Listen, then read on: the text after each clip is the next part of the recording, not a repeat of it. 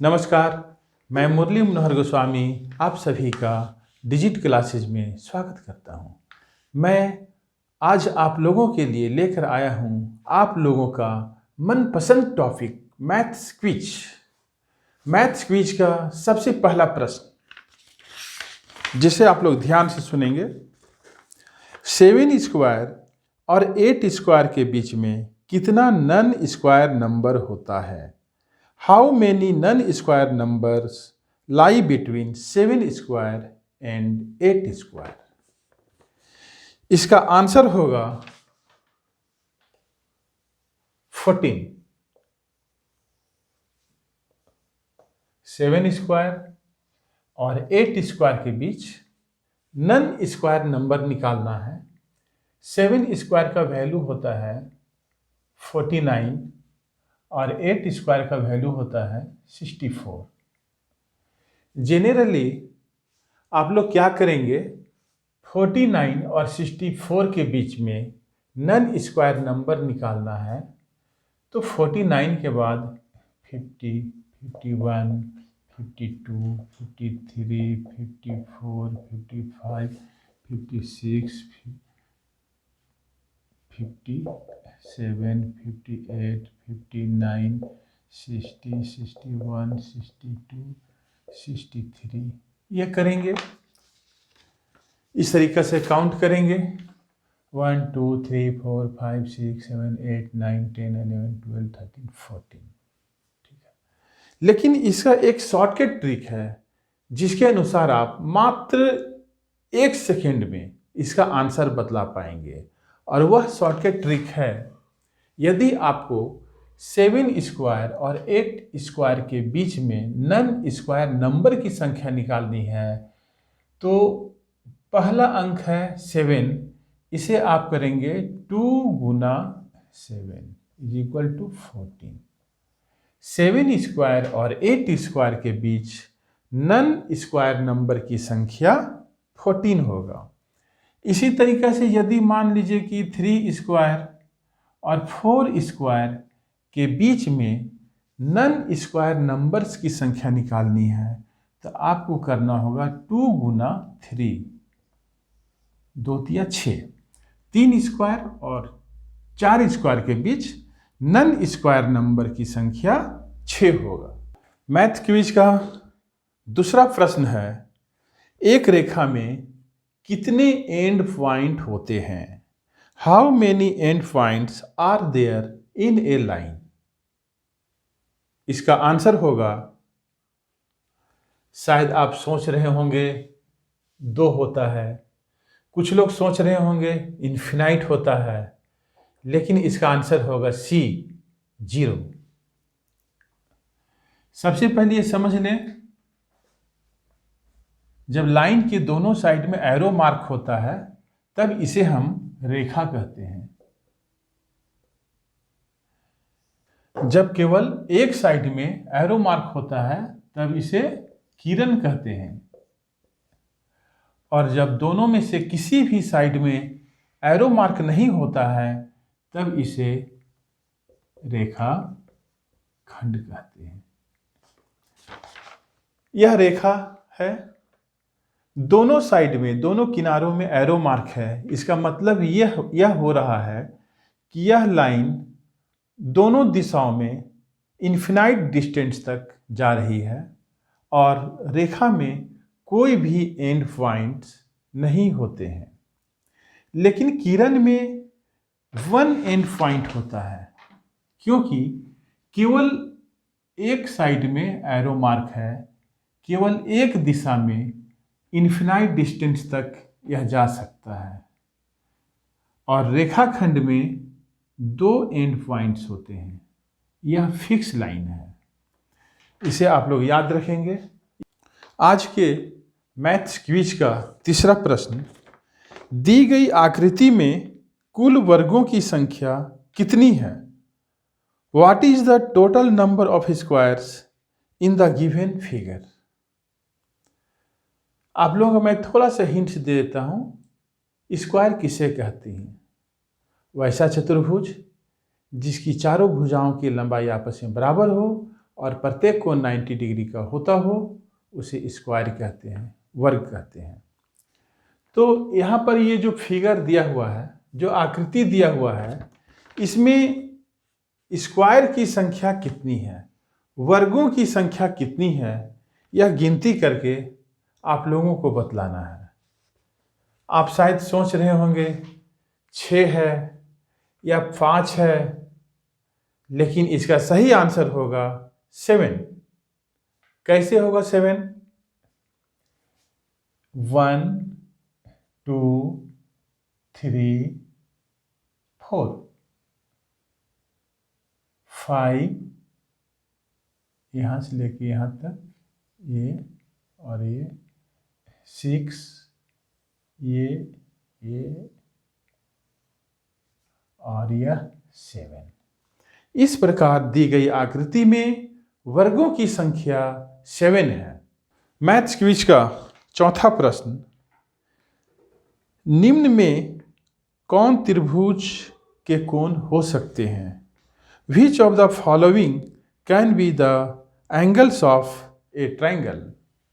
यहाँ पर आप लोगों के लिए 4 ऑप्शंस दिए हुए हैं। इसमें से कौन सा आंसर सही है? कौन सा ऑप्शन किसी त्रिभुज के लिए तीनों कोणों का माप होगा? देख लें। इसका आंसर होगा सी। ये हम लोग जानते हैं कि किसी त्रिभुज में तीनों कोणों का योग 180 डिग्री होता है। आप चारों ऑप्शन में देख लें कि तीनों कोणों का योग किसमें 180 डिग्री हो रहा है। इसे यदि हम लोग जोड़ेंगे 8 6 14, 140 30, 170, 45 90, 9 8 17, 175, यहाँ पर 180 डिग्री आ रहा है, यहाँ 170 डिग्री आ रहा है। ऑप्शन 3 में तीनों कोणों का योग 180 डिग्री हो रहा है, इसलिए ऑप्शन 3 किसी त्रिभुज के तीनों कोण हो सकते हैं। आज के मैथ्स क्विज का 5वां प्रश्न ध्यान से सुनेंगे। 4 सेंटीमीटर त्रिज्या के वृत्त में 2 समानांतर स्पर्श रेखाओं के बीच की दूरी क्या होगा? What will be the distance between 2 parallel tangents of a circle of radius 4 centimetre? इसे मैं फिगर के द्वारा बतलाता हूं। एक सर्कल है जिसका रेडियस 4 सेंटीमीटर है। अब इस सर्कल के ऊपर 2 स्पर्श रेखाएं, लेकिन समानांतर स्पर्श रेखाएं खींची जा रही है, तो दोनों समानांतर स्पर्श रेखाओं के बीच की दूरी क्या होगी सो बतलाना है।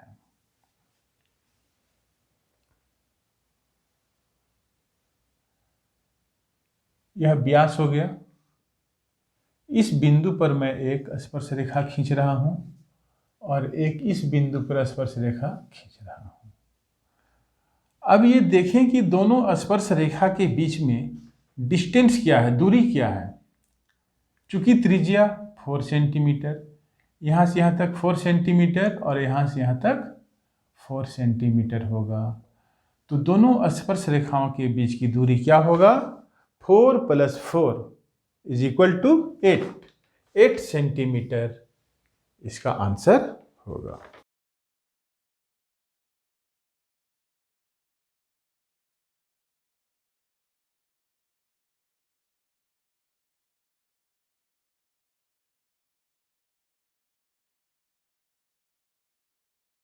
मैथ्स क्विज मैथ का प्रैक्टिस करने के लिए बहुत ही अच्छा टेक्निक्स है।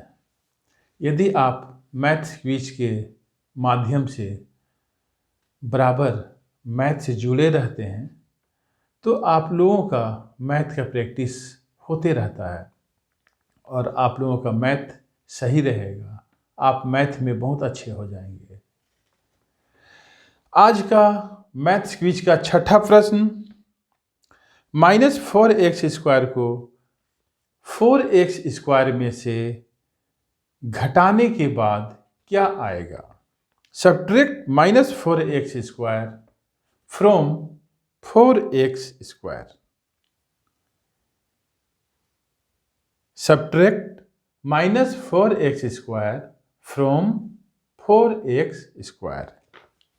इसके लिए चार ऑप्शन है: 0,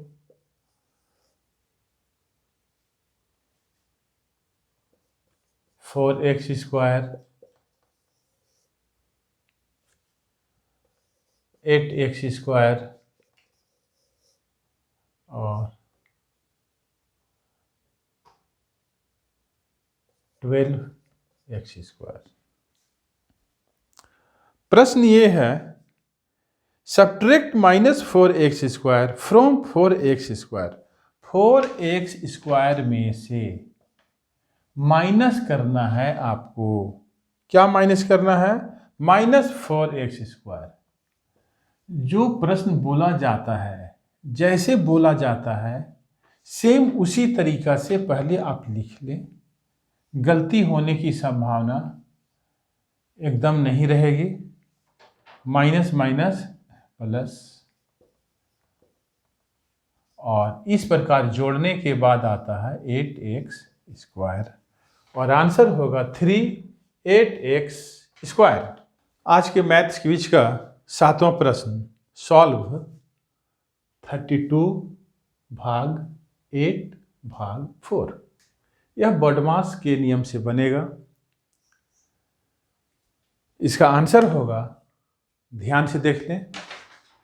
शायद आप सोच रहे होंगे कि इसका आंसर 16 होगा, लेकिन नहीं, इसका आंसर बी अर्थात 1 होगा। मैथ्स क्विज का आठवां प्रश्न, किसी वर्ग का क्षेत्रफल 144 सेंटीमीटर स्क्वायर है, तो इसकी एक भुजा की लंबाई क्या होगा? किसी वर्ग का क्षेत्रफल 144 सेंटीमीटर स्क्वायर है, तो इसकी एक भुजा की लंबाई क्या होगा? If the area of a square is 144 centimetre square, then what will be the length of one of its sides?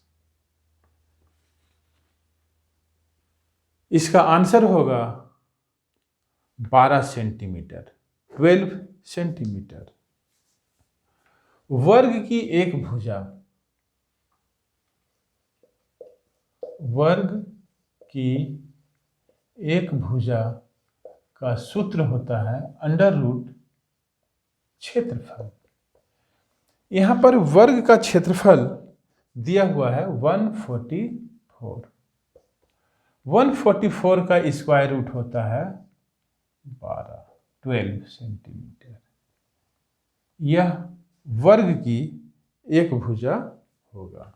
आज के मैथ्स क्विज का 9वां प्रश्न, किसी घन की एक भुजा की लंबाई 4 सेंटीमीटर है, तो इसका आयतन क्या होगा? If the length of one side of A cube is 4 centimetre, what will B its volume? इसका आंसर होगा 64। घन का आयतन का फॉर्मूला होता है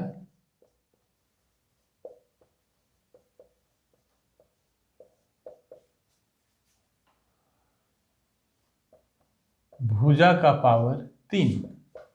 यहां पर भुजा की लंबाई दी हुई है 4, तो 4 का पावर 3, 4 गुना 4 गुना 4, 4 चौके 16, 16 चौके 64 सेंटीमीटर क्यूब। आज के मैथ्स क्विज का अंतिम प्रश्न और बहुत ही इंटरेस्टिंग प्रश्न है, जिसका जवाब आप लोग सावधानी से देंगे। Solve 20 minus line bar of 5 minus 5। इसे हल करना है। इसका आंसर होगा 20।